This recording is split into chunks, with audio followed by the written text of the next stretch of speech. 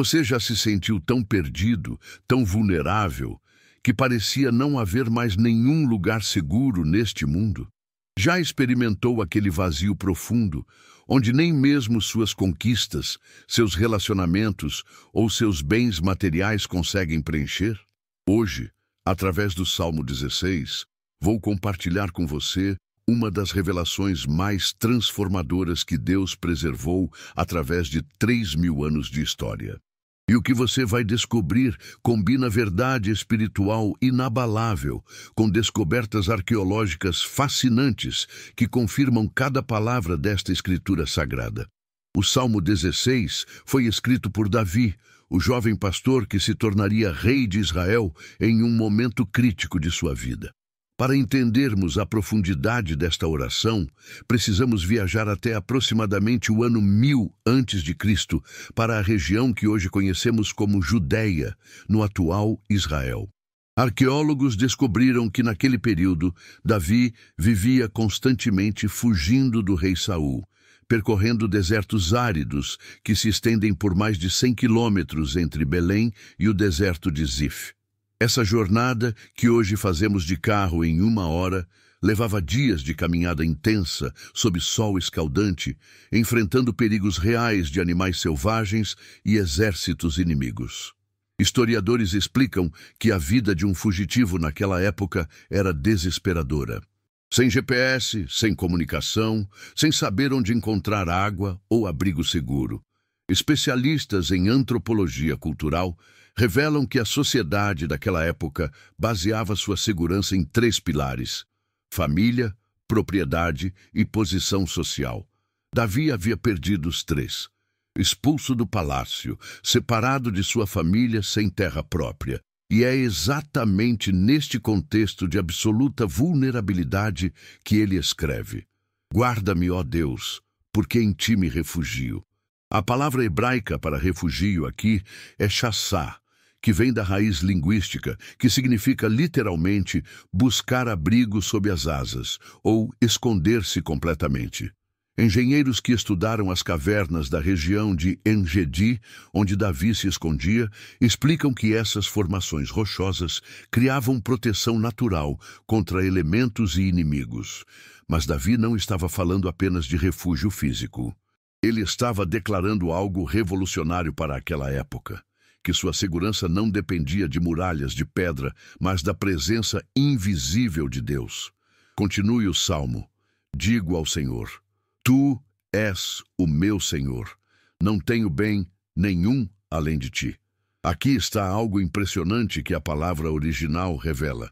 O termo hebraico para bem é tová, que na época significava não apenas posses materiais, mas prosperidade completa, alegria, propósito e realização.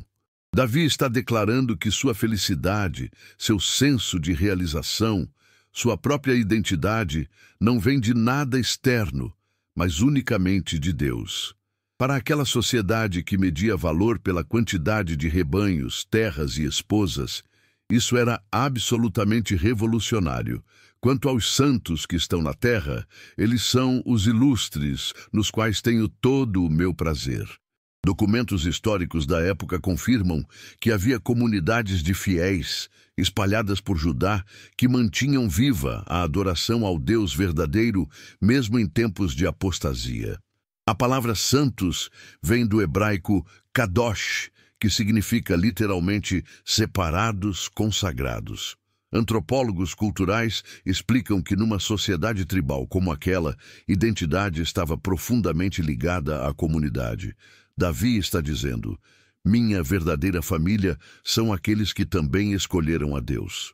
As dores se multiplicarão para aqueles que buscam outro Deus. Mas aqui vem algo fascinante.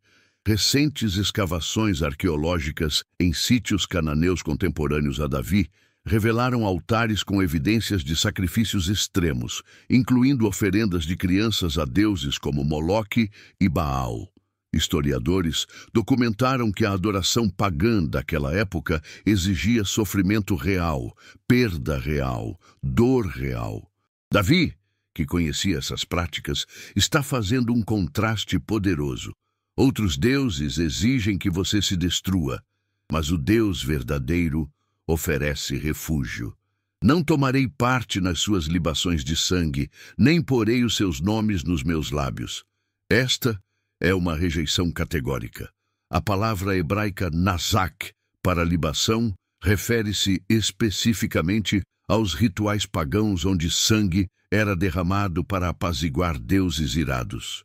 Para aquela época, isso era revolucionário porque toda a civilização ao redor praticava essas oferendas. Comparando com outras culturas contemporâneas como egípcios, babilônios e fenícios, vemos que todas exigiam sacrifícios sangrentos complexos. Davi está declarando que o Deus de Israel é completamente diferente. Senhor, tu és a minha porção e o meu cálice. A palavra porção aqui é shelek, em hebraico, termo técnico usado na divisão de terras entre as tribos de Israel. Engenheiros agrimensores da época usavam cordas e marcos de pedra para dividir territórios. Mas aqui está o segredo profundo. Enquanto cada tribo recebia quilômetros quadrados de terra física, Davi está dizendo que sua herança é o próprio Deus. Tu és o arrimo da minha sorte. O termo sorte é goral, que se refere às pedras usadas para lançar sortes na distribuição de herança. Davi está declarando: meu futuro, minha segurança, minha prosperidade não dependem de sorte ou circunstância, mas de quem me sustenta. As divisas me caíram em lugares amenos. Sim, coube-me uma herança formosa. Imagine por um momento o que Deus quer te mostrar através desta descoberta. Geógrafos que estudaram a topografia de Israel explicam que havia regiões férteis perto de fontes de água e regiões áridas e perigosas. As divisas referem-se aos limites geográficos da herança. Mas Davi está escrevendo isso enquanto é fugitivo no deserto. Então não está falando de geografia física, está declarando que mesmo em circunstâncias áridas, sua herança espiritual é amena, formosa, abundante. Bendigo o Senhor que me aconselha. Até de noite o meu coração me instrui. Arqueólogos ficaram impressionados ao descobrir que as cavernas onde Davi se refugiava eram escuras, silenciosas, isoladas. Antropólogos explicam que naquela época a noite era período de máximo perigo. Sem luz elétrica, sem comunicação, a escuridão ampliava todo o medo. E é exatamente na noite, no silêncio, na solidão, que Davi diz que seu coração é instruído. A palavra instrui vem do hebraico yasar, que significa disciplinar, educar, moldar como um oleiro molda o barro. Tenho o Senhor continuamente diante de mim. Esta frase em hebraico usa a palavra tamid, que significa literalmente constantemente, perpetuamente, sem interrupção. Especialistas em linguística explicam que este é o mesmo termo usado para descrever o sacrifício contínuo no templo, a menorá, que nunca deveria se apagar. Davi está dizendo que mantém Deus em sua consciência 24 horas por dia. Como se colocasse Deus à sua direita, ele não me abalará. O lado direito na cultura hebraica era o lugar do defensor, do protetor legal. Descobertas de antigos tribunais revelam que o advogado de defesa ficava literalmente à direita do acusado. Portanto, o meu coração se alegra e o meu espírito exulta. A palavra exulta é gil em hebraico, que descreve movimento físico de alegria intensa, como dança espontânea. Para aquela época, onde a música e a dança eram parte integral da adoração, isso significava expressão completa de júbilo. Até o meu corpo repousará seguro. O termo seguro é betak, que significa confiança absoluta, sem ansiedade. Médicos modernos explicam que estresse crônico destrói o corpo. Mas Davi está declarando que, mesmo sendo fugitivo, seu corpo encontra descanso. E aqui vem a revelação que muda tudo, confirmada tanto pelas Escrituras quanto pela história. Porque tu não me abandonarás no reino dos mortos. A palavra hebraica Sheol refere-se ao lugar dos mortos, conceito que toda civilização antiga tinha versões semelhantes. Nem permitirás que o teu santo veja corrupção. Esta profecia é extraordinária. Teólogos ao longo de 2000 anos reconheceram aqui uma profecia messiânica direta. O apóstolo Pedro, no livro de Atos, capítulo 2, versículos 25 a 32, cita exatamente este salmo, explicando que Davi estava profetizando sobre a ressurreição de Cristo. Arqueólogos descobriram túmulos da época de Davi que mostram que os israelitas, diferente dos egípcios, não embalsamavam nem tentavam preservar corpos porque acreditavam que o corpo retornaria ao pó. Mas aqui Davi está profetizando algo impossível para aquela época. Alguém morreria, mas não veria corrupção, não apodreceria. Historiadores confirmam que Jesus Cristo foi sepultado sexta-feira à tarde e ressuscitou domingo pela manhã, aproximadamente 36 horas depois, antes que o processo de decomposição começasse. A ciência forense explica que a decomposição começa entre 48 a 72 horas após a morte. Jesus ressuscitou dentro desta janela exata. Tu me farás conhecer o caminho da vida. A palavra caminho é orash em hebraico, que se refere a uma trilha bem marcada pelo uso constante. Engenheiros explicam que na antiguidade, antes de mapas e estradas pavimentadas, as trilhas eram marcadas pelas pegadas de gerações de viajantes. Davi está dizendo que Deus mostra um caminho já testado, já aprovado. Na tua presença há plenitude de alegria. O termo plenitude é soba, que significa saciedade completa, satisfação total. Como alguém que comeu até não poder mais, que bebeu até não ter mais sede. À tua direita há delícias perpetuamente. A palavra delícias vem do hebraico naim, que descreve prazer suave, gentil, continuado. E perpetuamente é novamente netzach, que significa eternidade, para sempre, sem fim. Especialistas em literatura antiga explicam que este é um dos únicos textos da antiguidade que descreve alegria eterna, satisfação eterna. Todas as outras culturas falavam de destinos sombrios após a morte. Somente Israel, através de revelação divina, conhecia a esperança de alegria eterna na presença de Deus. Agora deixe-me conectar tudo isso com sua vida hoje. Imagine-se naquela caverna com Davi. Você perdeu tudo, está sendo perseguido, não sabe se vai sobreviver até amanhã. Mas no silêncio da noite, na escuridão absoluta, você não está pensando no que perdeu. Você está pensando em quem você tem. Não está medindo sua riqueza pelas terras que não possui, mas pela presença que nunca te abandona. Não está calculando sua segurança pelas muralhas que não te protegem, mas pelo Deus que é seu refúgio eterno. Hoje, vivemos em uma época diferente. Temos GPS, internet, contas bancárias, seguros de vida, mas o vazio existencial é o mesmo. A insegurança profunda é a mesma. O medo do amanhã é o mesmo. E a solução de Deus também é a mesma.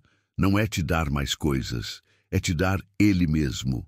Não é construir mais muralhas ao seu redor. É ser Ele próprio o seu refúgio inabalável.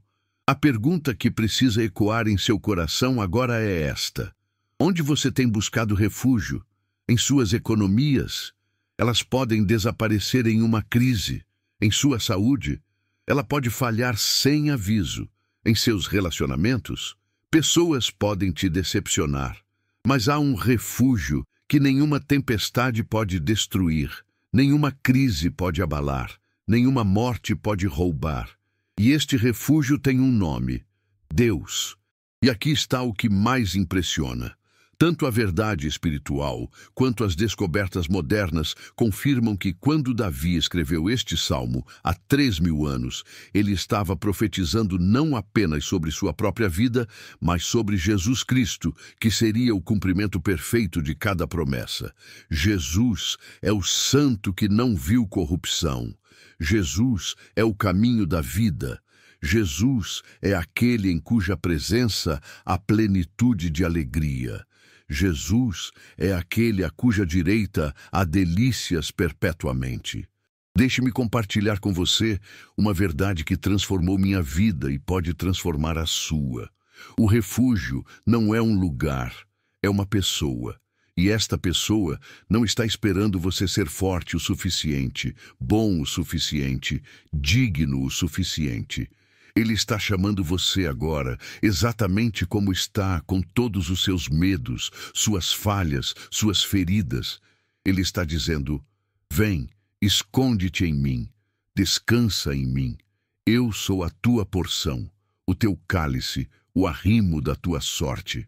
Que o Senhor Jesus Cristo, aquele que cumpriu perfeitamente cada promessa deste salmo, seja hoje e para sempre o seu refúgio inabalável. Que quando as tempestades vierem, e elas virão, você não seja abalado, porque Ele está à sua direita. Que quando a noite chegar, e ela chegará, seu coração seja instruído na quietude da presença divina. Que quando você olhar para o futuro que é incerto para todos nós, você veja não suas limitações, mas a herança formosa que já é sua em Cristo.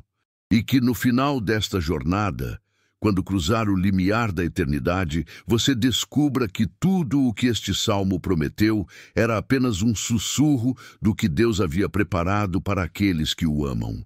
Porque na presença dele há plenitude de alegria, e à sua direita delícias perpetuamente. Esta é a promessa, esta é a esperança. Este é o refúgio que nenhum mal pode tocar. Em nome de Jesus, o Santo que venceu a morte. Amém.